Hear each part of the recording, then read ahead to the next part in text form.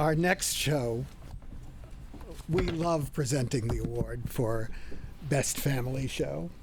And because there's always great work being done for young audiences. It's funny, we were just talking about inviting them in, right? And making them feel seen, and also capturing them for the future because they're going to be our theater audiences going forward. Anyway, we want to celebrate and recognize family theater, and we're aware that the people who are producing that work are nurturing the next generation of theater goers and of theater artists.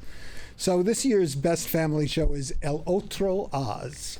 El Otro Oz. What does that mean? It means The Other Oz. Produced by the Atlantic Theater with a book by Mando, Alvarado, and Tommy Newman, music and lyrics by Newman and Jaimie Lozano, and direction by Melissa Crispo.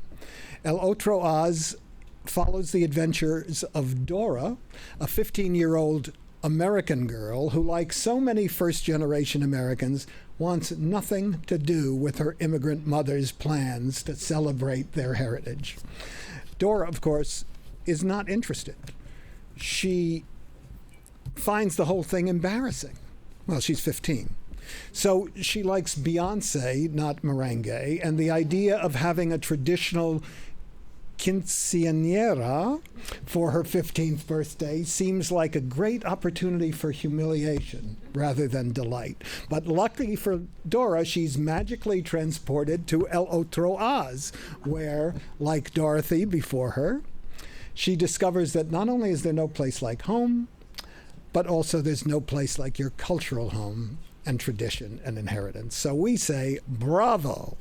Bravo to the producers and creators of El Otro Oz. And here to accept this year's Off-Broadway Alliance Award for the Best Family Show are Alison Beatty of the Atlantic Theater, Jaimie Lozano, Mando Alvarado, and Melissa Crispo, the wonderful wizards of El Otro Oz.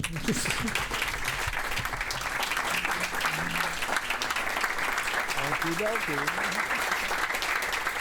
There you are. Welcome back. Okay. All right. We're all here. Right. All right then. All right. Thank you.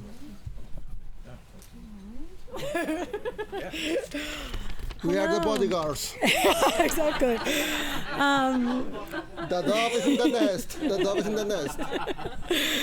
Good afternoon. I'm Alison Beatty. I'm the Atlantic for Kids Artistic Director, and I am just thrilled to be here today to celebrate with some of the most incredible artists behind El Otro Oz. First, and really most sincerely, I want to thank the Off-Broadway Alliance for creating and now bringing back this award. It remains the only major award of achievement in theater for young audience and families in New York City. So thank you for recognizing and honoring the importance and the value of making theater for young people and their grown-ups. So at Atlantic, one of our core beliefs is that stories that are grounded in truthfulness are the best way to engage audiences of all ages.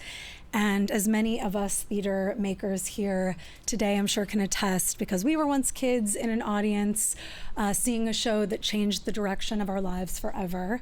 The power of theater in shaping the lives of children really can't be overstated as far as I'm concerned. We know that stories help kids make sense of the world, contend with big questions, and ultimately locate themselves.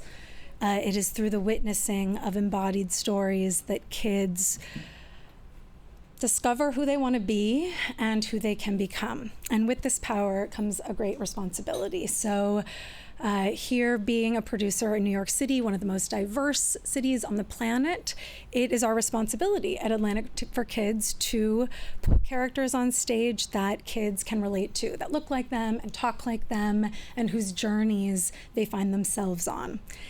And this is one of the reasons, among many, that I am so proud that Atlantic for Kids shared El Otro Oz with our audiences.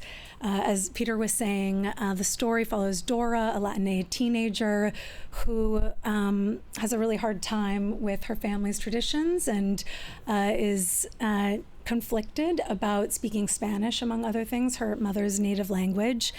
And then she gets whisked off to a strange new land and she embraces her cultural identity. And I'll tell a brief story. After the opening of Oz, a mom in the audience came up to me and she thanked me and she told me that her son, much to her disappointment, often refused to speak Spanish at home. And that after the show, she turned to him in the seat when, the applause was dying down from bows and she said, "Now do you want to speak Spanish?" And he grinned and nodded yes. I know, I tell that story and it just gets me every time. But I find it so moving and I share it because I think it really demonstrates that El Otro Oz was successful in doing something that we always strive to do at Atlantic for Kids, which is connect family members with each other, in this case a mother and a son, and children, a child, a boy, in this case with himself. So thank you so much to Jaimie and to Mando and Tommy for writing this smart, hilarious, incredibly touching piece of theater. Thank you to Melissa, who's here in spirit, and Alessandro and Soto, our amazing creative team, for bringing such a joyful, exuberant playfulness to the process and on stage, to the wildly talented cast, endlessly creative designers, and dedicated education and production team. This award is so well earned and deserved by all of you. So thank you. Thank you.